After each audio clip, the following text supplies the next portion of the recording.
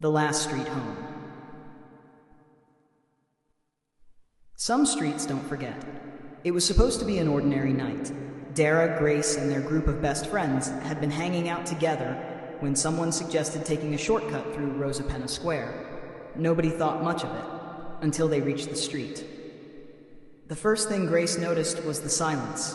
No televisions, no dogs barking, no voices behind the windows, just the sound of their footsteps against the wet pavement.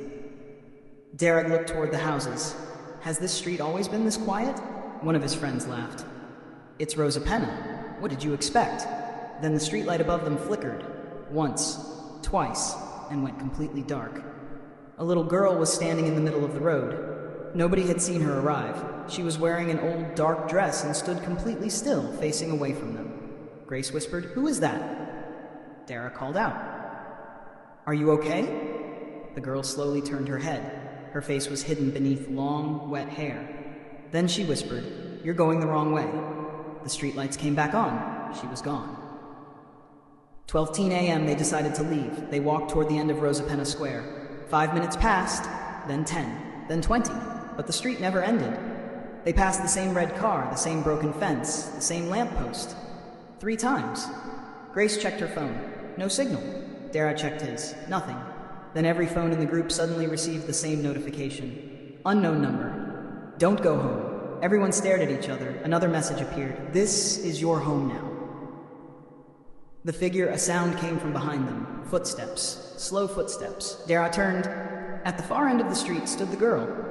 Except now she was much closer. Grace grabbed Derek's arm. Don't look away. The figure began walking toward them. Nobody could see her face. They ran. The houses seemed to stretch around them as they sprinted through the darkness. Then one of Dara's friends shouted, "There!" At the end of the road was an opening. They ran toward it. But when they reached it, they found themselves standing directly outside the same house. Number 13. The front door slowly opened. Inside was complete darkness. A voice came from within. Dara. He froze. The voice sounded exactly like Grace. Grace was standing beside him. Her eyes widened. "I didn't say that." The voice came again. Dara. Then it whispered, "Bring Grace inside." The house. They entered. The door slammed behind them. The hallway was covered with photographs. Photographs of Rosapena Square. Photographs of the houses. Photographs of their friends. And then Dara saw something that made him stop. A photograph of the group standing outside the house. The timestamp on the photograph was tomorrow. Grace looked at another photograph. Her face went pale. It showed her standing alone in the middle of Rosapena Square. Everyone else was gone. Then the lights went out. Someone whispered from the darkness, "One of you belongs to this street." Nobody moved. A floorboard creaked. Then another. Something was walking toward them. Grace whispered Dara's name. He reached for her hand. "Stay with me." The emergency lights suddenly flickered on. Everyone was still there, except one of their friends. They called their name. Nothing. They searched the house. Nothing. Then they heard a knock. 3 slow knocks. Knock, knock, knock, from inside the wall. The last street home. Derek realized what was happening. The street wasn't haunted by the girl. The street itself was alive. Every person who entered Rosapena Square became part of its memory. The houses remembered them. The roads remembered them. And once the street learned your name, it didn't want to let you leave. Dara grabbed Grace and ran toward the front door. Their remaining friends followed. They burst outside. The street was completely empty. No cars, no houses, no lights, just darkness. Then far away, they saw the girl standing beneath the streetlight. She lifted one hand. Behind her, dozens of silhouettes appeared in the windows, people who had disappeared before them. The girl whispered, "You can't go home." Dara looked at Grace. Then he looked down the road. For the first time, he saw an exit, a real one. Run. They sprinted. The street seemed to fight back. The lights exploded into darkness. Doors slammed. Windows opened. Whispers filled the air, but they kept running. Until suddenly, sunlight. Derek fell onto the pavement. Grace collapsed beside him. Their friends were there too. Cars passed, people walked along the road. Everything was normal. They had escaped, or so they thought. The final photo. That evening, Derek was looking through his phone.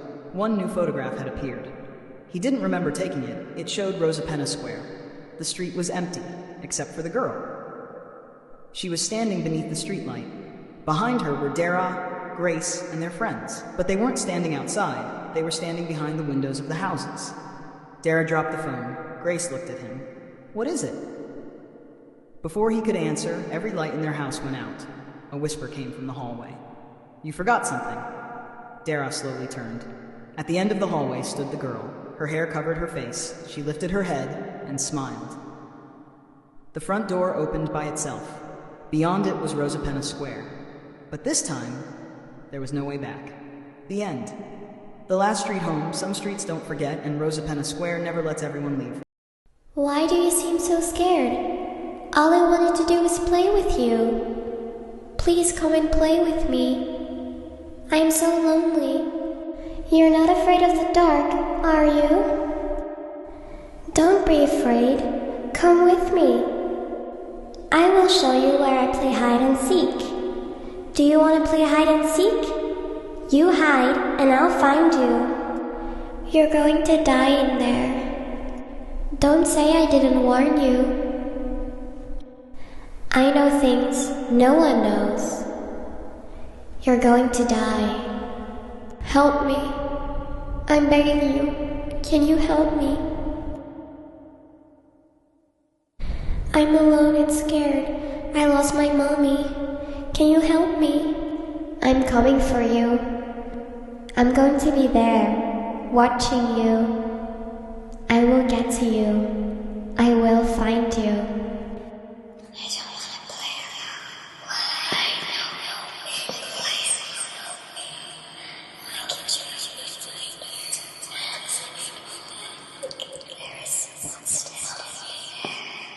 Come to me, the man in the dark said, or else you won't see the sunset.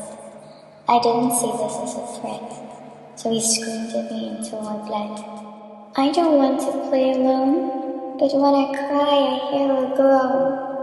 I see a figure behind the wall. I'm so afraid it's going to fall. La la la la la, la la la la la la la, la la la la la la, la la la la. Here in the forest, dark and deep, I offer you